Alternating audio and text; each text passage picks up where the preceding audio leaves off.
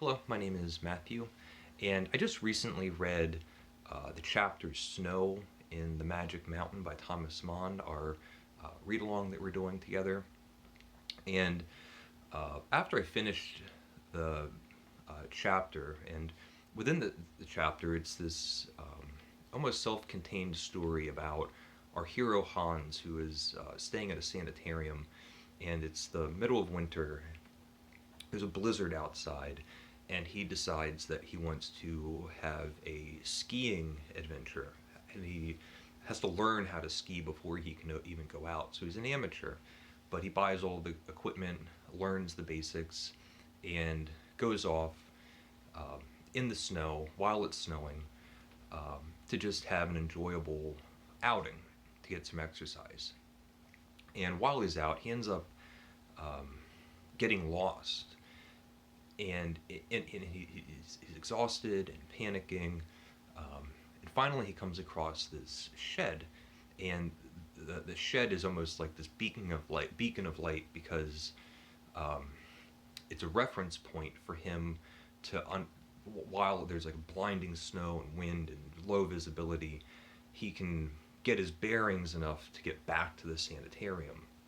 And off he goes, and after an hour's worth of trekking and exerting himself, he makes his way right back to the shed. And he is just crestfallen because he has gone in a gigantic circle. He's exerted all of this energy. He's getting close to collapse, and he's no nearer to being back to the sanitarium where it's warm and safe. And I made a video, it's a whole thing. But it reminded me of, it brought back a childhood memory.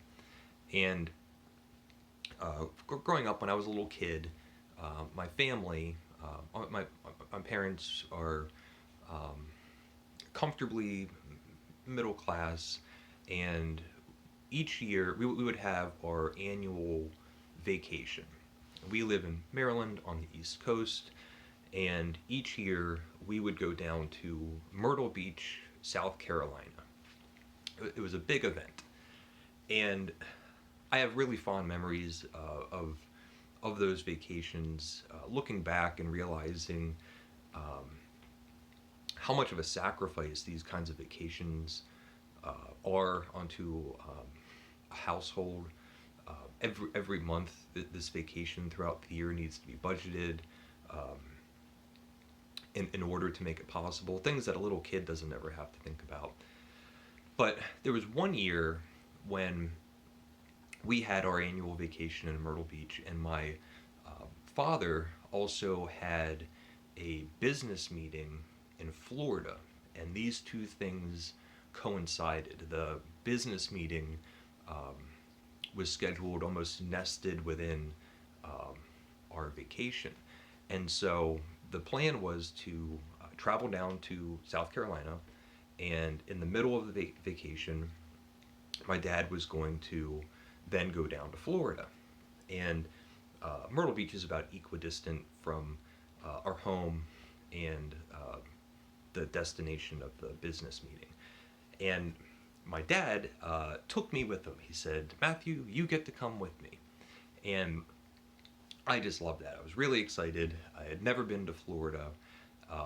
At the time, I didn't realize we were going to be on the Gulf side of the state, which means the possibility of seeing the sun set over the water.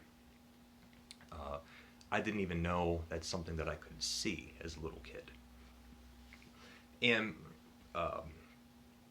aside from our immediate family, we also had extended family members come on these vacations sometimes as well. So maybe an uncle or cousins or grandparents. And on this particular vacation,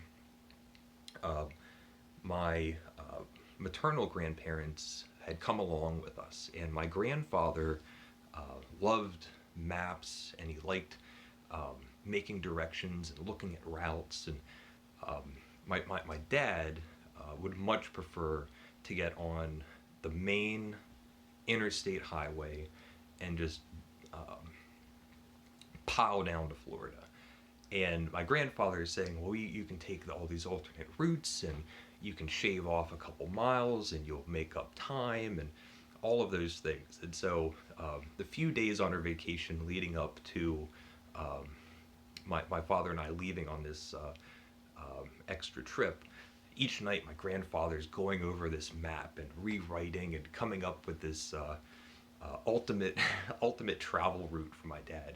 And this is before GPS or um, travel instructions on your phone. Well before any of that. We didn't even have cell phones. That just wasn't a thing at the time. And so, in the middle of the night, off we go. My father and I. We wake up at 2 o'clock in the morning or something. We're gonna have, I don't know, an 8-hour drive to Florida. And I'm the navigator. My dad gives me my grandfather's notes and directions, and instead of just getting on the interstate and having one road that we drive down, we're going to be taking exits and getting on other roads and following how many miles until the next thing, and it's pitch black. My dad and I are both somewhere we've never been before, and we're traveling along, and we come up to this exit, and I don't remember the specifics, but it was something like in the directions it said take exit 2, and we come up to the sign and we have two options. It's exit 2 west and exit 2 east, and my father's driving. We're on the highway going 60 miles an hour, coming up nearer and nearer, and my dad's saying, which one do we take? Well, I'm just reading the notes off the page. I don't know. So we just have to make a split second judgment call, and we take one of them. And now off we go. I'm looking at the notes. I don't really know what they mean. We're in unfamiliar surroundings. It's still pitch black, and we're just driving. And eventually, we come across a sign, a gigantic road sign, and it says, "Welcome to Myrtle Beach," which means that we'd been driving for well over an hour, maybe 2 hours, and we had made no headway. We had just gone in a gigantic circle, and we see this sign, and my father was so angry. He could have ripped the steering wheel right out of the car. Because we're just a few moments away from the vacation house that we're staying at. We still have this long trip to go on, and we're just staring at our my grandfather's notes.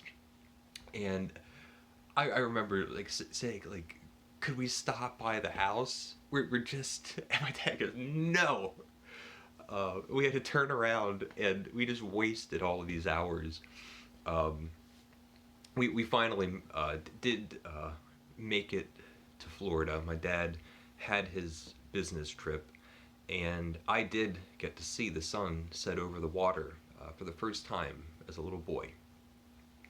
And that whole memory came back to me from reading the chapter Snow in The Magic Mountain by Thomas Mann, and I felt like sharing that with you.